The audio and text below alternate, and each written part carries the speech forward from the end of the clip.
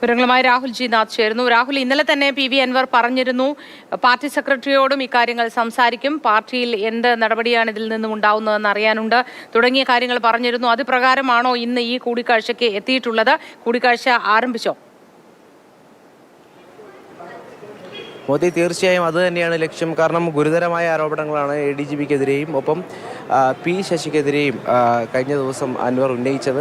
അപ്പോൾ അതുമായി ബന്ധപ്പെട്ട് രണ്ട് രീതിയിൽ മുന്നോട്ട് പോകാനാണ് നിലവിൽ PV അൻവർ ഉദ്ദേശിക്കുന്നത്. ഒന്ന്, സർക്കാരിനെ ഈ കാര്യങ്ങൾ അറിയിക്കുക, അതിലുള്ള നടപടി നേടിയെടുക്കുക എന്നുള്ളതാണ്. അതിനപ്പുറത്തേക്ക് സംഘടനാപരമായി കൂടി ഈ കാര്യങ്ങൾ അത് അഭിമുഖീകരിക്കപ്പെടണം, അത് കൃത്യമായി ഈ പറഞ്ഞതുപോലെ നടപടി ഉണ്ടാകണം എന്നുള്ള ആഗ്രഹത്തിന് പുറത്താണ്. ഇന്നലെ തന്നെ അദ്ദേഹം മുഖ്യമന്ത്രി കണ്ടതിന് ശേഷം ആദ്യത്തെ ഈ പറയുന്നത് പോലെ ഈ കാര്യങ്ങൾ ഉന്നയിക്കുമ്പോൾ ഉണ്ടായിരുന്ന ആദ്യത്തെ മനോഭാവമല്ലായിരുന്നു നമ്മൾ ഇന്നലെ തന്നെ പറഞ്ഞതാണ്.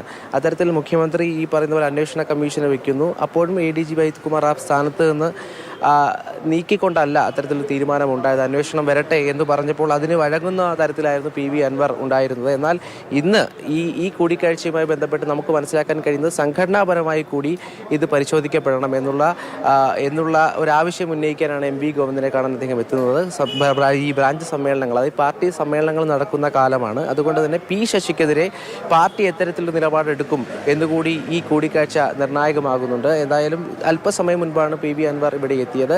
ഇന്നലെ മുഖ്യമന്ത്രി കൈമാറിയ പരാതിയുടെ അതേ പകർപ്പ് തന്നെ കൈമാറുമെന്നാണ് നമുക്കറിയാൻ കഴിയുന്നത്. അതിലുന്നയിച്ച കാര്യങ്ങൾ PV അൻവർ ഇവിടെയും ഉന്നയിക്കും. അതിൽ ഏറ്റവും പ്രധാനമായി സംഘടനാപരമായ കാര്യങ്ങൾ എങ്ങനെ മുന്നിലേക്ക് പോകും. ഞാൻ നേരത്തെ സൂചിപ്പിച്ചതുപോലെ സമ്മേളനങ്ങൾ നടക്കുകയാണ്. P ശശിയെ സംബന്ധിച്ച് അദ്ദേഹം സംസ്ഥാന സമിതി അംഗമാണ്, സംസ്ഥാന കമ്മിറ്റി അംഗമാണ്. അപ്പോൾ അത്തരത്തിൽ ഇനി ഈ പറഞ്ഞ കണ്ണൂരിൽ നിന്നുള്ള അംഗമാണ് EP ജയരാജൻ ഇപ്പോൾ നിലവിൽ മാറി നിൽക്കുകയാണ്. അപ്പോൾ അത്തരത്തിൽ സംസ്ഥാന സെക്രട്ടേറിയറ്റിലേക്ക് വരാൻ സാധ്യതയുണ്ട്.